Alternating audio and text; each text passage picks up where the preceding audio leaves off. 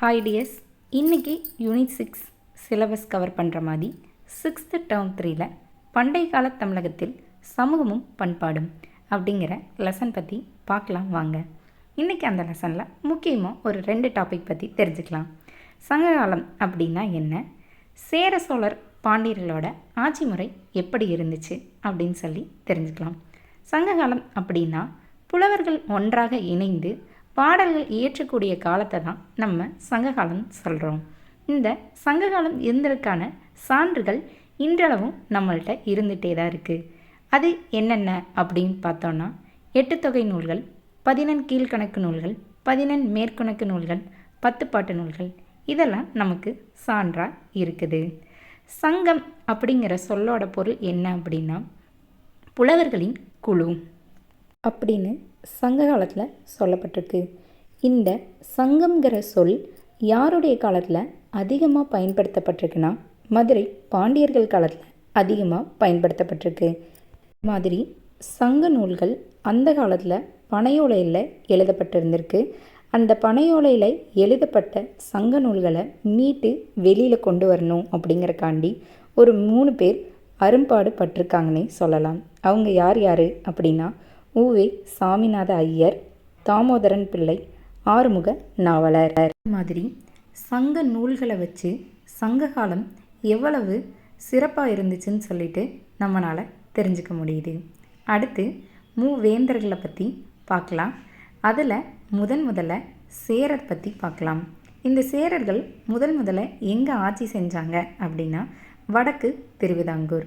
இந்த சேர அரசர்கள்லேயே மிகவும் முக்கியமான ஒரு அரசர் இருந்தார்.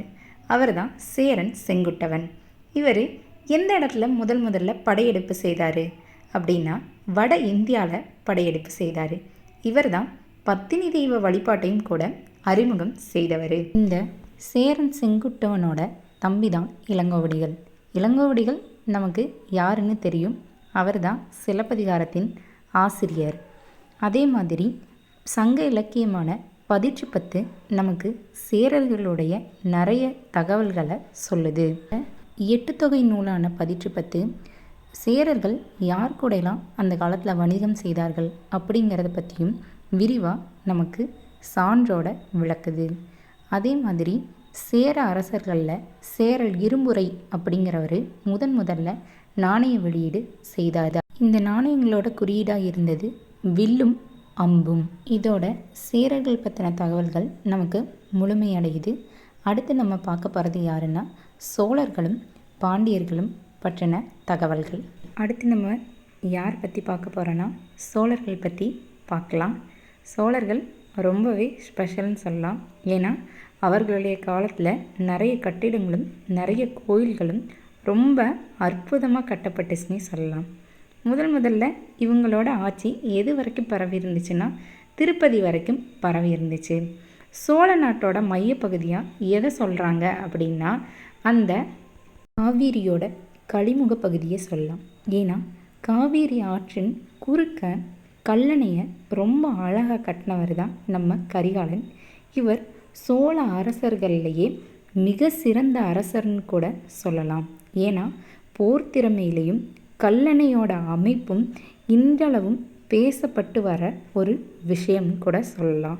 அவருடைய போர் திறமையை சுட்டி காட்டுற மாதிரி ஒரு விஷயம் பண்ணியிருப்பார். அதான் என்ன அப்படின்னா வெண்ணி அப்படிங்கிற இடத்துல 11 வேளிர்களின் கூற்றுப்படையை தோக்கடிச்சிருப்பார். அதே மாதிரி மிகவும் சிறப்பான துறைமுகம் பூகார் துறைமுகம். அந்த துறைமுகம் சோழர்களுக்கே சொந்தமானது.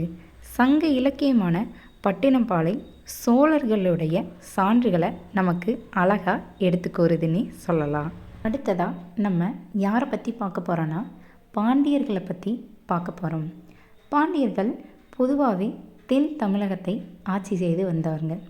அதே மாதிரி அவர்களுடைய காலத்தில் தமிழ் புலவர்களையும் தமிழ் புலமையும் பெருசாக வளர்ந்துச்சுன்னே சொல்லலாம். பாண்டிய அரசர்களோட நிறைய பெயர்கள் நம்ம சங்க இலக்கியங்களில் இடம்பெற்றிருக்கு. இதே மாதிரி பாண்டிய அரசரில் மிகவும் புகழ்பெற்றவர் தான் நெடுஞ்செழியன். இவர் புகழ்பெற்றதுக்கு ஒரு சிறப்பான செய்தியும் இருக்குது. அதுதான் என்னென்னா சேரர் சோழர் 5 வேளிர் கூட்டுப்படையை வந்துட்டு தலையாலங்கானம் என்னும் இடத்துல வந்துட்டு தோற்கடிச்சிருக்காரு. இது மட்டும் இல்லாமல் பாண்டிய நாடு முத்துக்கொடிப்புக்கும் மிகவும் புகழ்பெற்ற நாடாகவே இருந்திருக்கு. பாண்டியர்களும் நிறைய நாணயங்களை வெளியிட்டிருக்காங்க. அந்த நாணயத்தில் ஒரு புறம் யானையின் உருவத்தையும் மற்றொரு புறம் மீனின் உருவத்தையும் கொண்டிருக்குது. இப்போது உங்களுக்கான ஒரு கேள்வி. வேத வேள்விகளை நடத்தியதை கொண்டாடும் விதமாக நாணயத்தை வெளியிட்ட பாண்டிய மன்னன் யார்? கமெண்ட்டில் ஆன்சர் பண்ணுங்கள். அது மட்டும் இல்லாமல் புக்கில் முக்கியமான இன்ட்டெல்லாம் லாஸ்ட்டில் ஆட் பண்ணியிருக்கேன். ஒரு தடவை ரீட் பண்ணிங்க. ஏன்னா பாக்ஸ் கண்டென்ட் ரொம்ப முக்கியம் இல்லையா?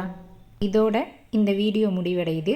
இதே மாதிரி மீண்டும் நாளை இன்ட்ரெஸ்டிங்கான டாப்பிக்கோடு சந்திப்போம். பாய்.